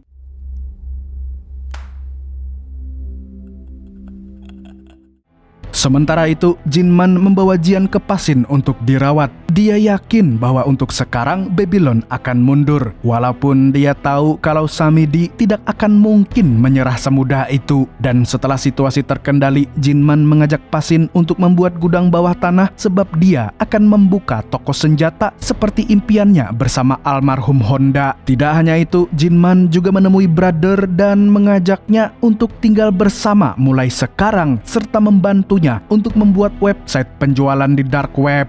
Di waktu yang sama, Min Hee kini berusaha untuk hidup normal di Cina. Tapi malam itu dia merasa diikuti oleh seseorang. Dan ternyata orang tersebut adalah Pasin yang diutus untuk mengajak Min Hee bergabung sebagai perakit senjata.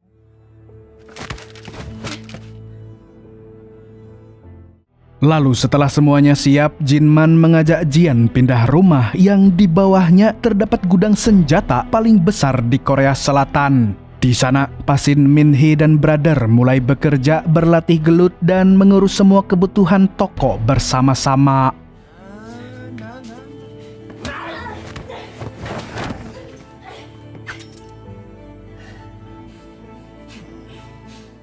Kembali ke masa sekarang, kita diperlihatkan dengan Pasin yang sedang mengobati Min Hee yang terluka parah. Sedangkan Brother yang berada di lorong mengendus bau busuk mesiu yang tersembunyi di balik tembok. Dia pun berpikir kalau bubuk mesiu tersebut bisa digunakan untuk melawan musuh.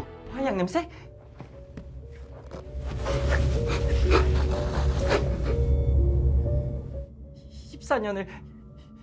Di sisi lain, Jung Min yang terikat di gudang kini sudah terbangun dari pingsannya. Di sini dia sangat frustasi karena kalah oleh seorang gadis. Bersamaan dengan itu, Pasin mulai mengambil senjata dari anggota Babylon yang sudah gugur, sementara Jian meminta Min Hee untuk tetap optimis sebab dia pasti bisa hidup. Namun Min Hee menjawab sinis bahwa pada akhirnya semua orang pasti akan mati, mirip dengan hal yang sering diucapkan Jinman.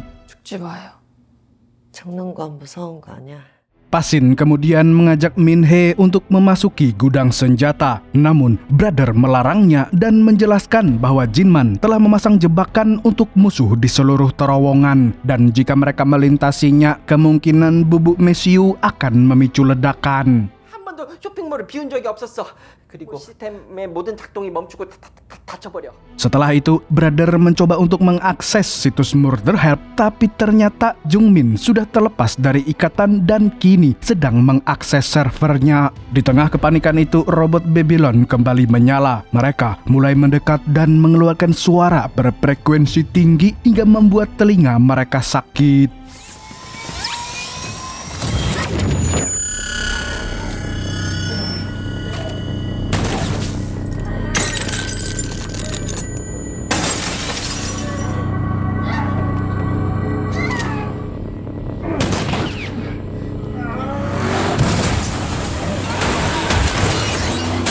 Rupanya, mobil yang hampir menabrak Min Hee itu dinaiki oleh si kembar anggota Babylon dan juga Sung Ju. Tanpa banyak basa-basi, kedua pihak ini pun langsung terlibat baku tembak.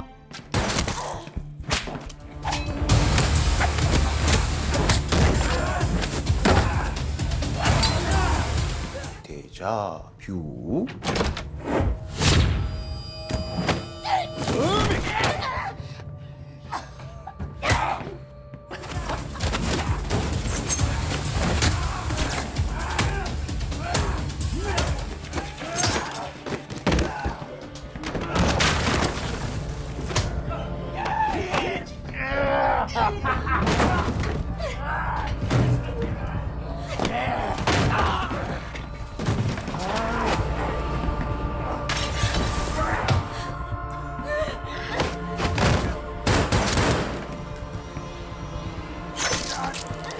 지안아, 도망가!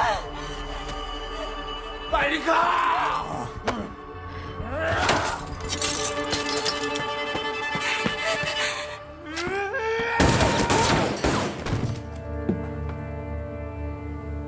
Di tengah baku hantam tersebut, Jian pergi menuju gudang selang dan Sung Ju pun berusaha mengejarnya. Akan tetapi Jian yang sudah sadar diikuti pun langsung menodongkan senjata. Dia sangat yakin bahwa Sung Ju adalah orang yang telah membunuh kedua orang tuanya.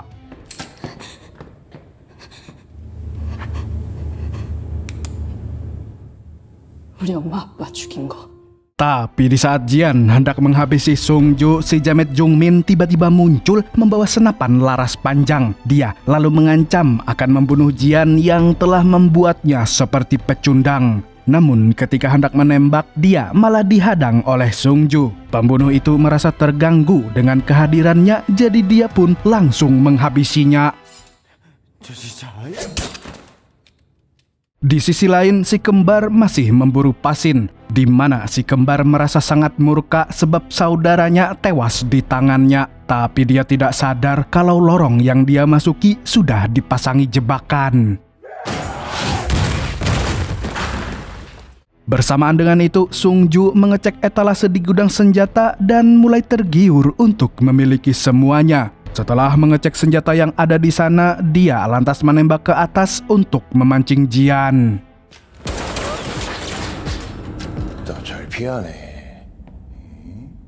Sung Ju lalu memasang peledak di sana sembari mengobrol tentang orang tua Jian yang dibunuh olehnya dan juga Samidi. Namun Sung Ju tidak mau disalahkan karena Jiman juga seorang pembunuh. Di saat Sung Ju sedang membacot ria, Jian mencari celah untuk menyerangnya.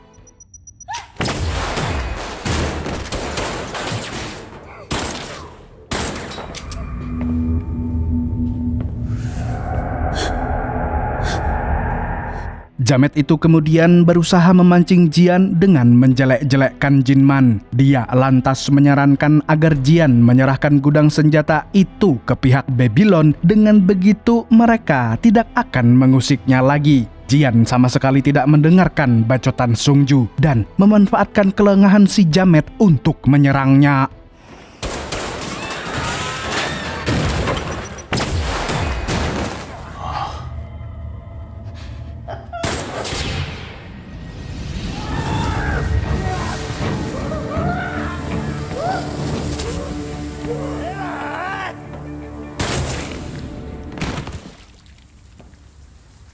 Berkat kemahiran dan kecerdikannya, Jian pun mampu menghabisi Sung Ju.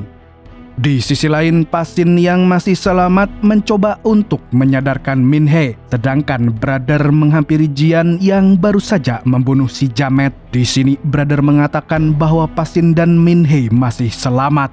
Brother lalu mengambil alih komputer dan sistem Morde Help agar toko bisa berjalan lagi. Kemudian Brother melihat beberapa mobil di depan rumah Jian dan ternyata mereka adalah pelanggan Jinman yang kini ingin membunuh mereka gara-gara belum mengirim orderan. Tidak hanya itu, mereka juga mendapatkan tawaran dari Babylon untuk membunuh Jian dengan imbalan yang sangat besar.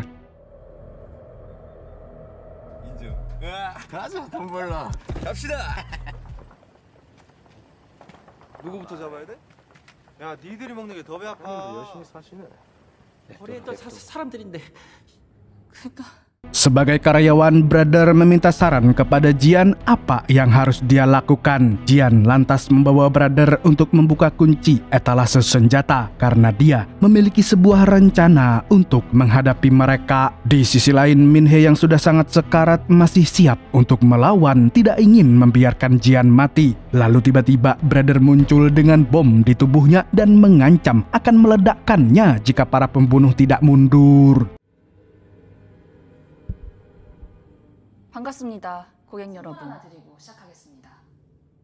Melalui mikrofon, Jian menyambut para pembunuh itu yang selama ini menjadi pelanggan setia Jinman. Di sini dia mengenalkan sebagai pemilik Murder Hub yang baru. Di waktu yang sama, Brother menunjukkan potongan kepala Sungju dan Jian mengaku sudah membunuhnya dengan tangannya sendiri. Selain itu, sudah ada 18 pelanggan berkode merah yang dipimpin oleh Mr. Kim tewas karena ingin membunuhnya. Jian lalu menawarkan penawaran jika mereka pergi, maka mereka tidak akan bernasib sama dengan para anggota Babylon. Tidak hanya itu, Jian juga berjanji akan memberikan imbalan $4 juta yang akan ditransfer langsung tanpa potongan pajak. 만약 포기하지 않고 여길 차지하겠다고 계속. Mendengar tawaran tersebut, para pembunuh akhirnya membatalkan niat untuk menyerang. Jian pun jadi lega melihat semua pembunuh kembali pulang. Namun di lain pihak, Pasin yang baru masuk ke rumah lagi sangat terpukul sebab Min Hee sudah tidak bernyawa karena kehabisan banyak darah. Setelah semuanya usai, Jian keluar dari gudang dan merasa bahwa penderitaannya sudah selesai. Di sana, dia sama sekali tidak melihat Pasin dan Min Hee yang menghilang tanpa jejak. Lalu di tengah kesendiriannya, Jian mulai menitikkan air mata menyadari bahwa hidupnya sangat kacau.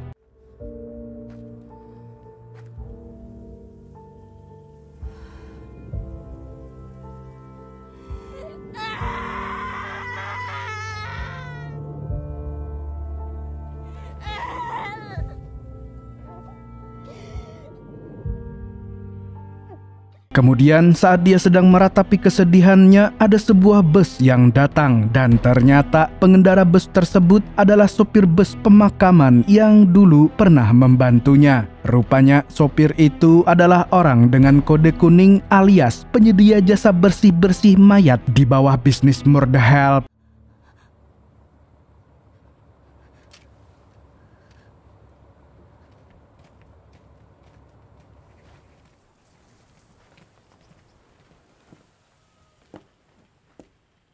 Keesokan harinya ada sebuah taksi yang mendekat ke rumah Jian. Awalnya mereka mengira kalau itu adalah musuh, tapi ternyata yang keluar adalah si sopir taksi, teman lama Jinman. Kali ini dia membawa seseorang yang sangat ingin bertemu dengan Jian. Dan tidak disangka-sangka orang yang dia maksud adalah the one and only Jung Jinman.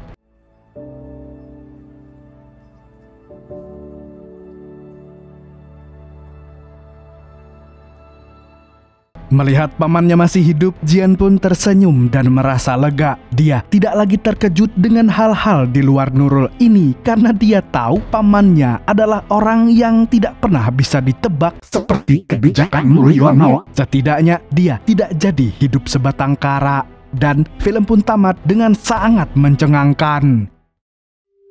Dari film ini kita bisa belajar bahwa paman yang baik adalah paman yang mewariskan harta dan ilmu kepada keponakannya, bukan mewariskan yang lain. Segitu dulu untuk hari ini. Saya Tobi mewakili orang yang berada di Goa karena timnas kalah, mengucapkan sampai jumpa di video selanjutnya dan kamsia. Assalamualaikum warahmatullahi wabarakatuh.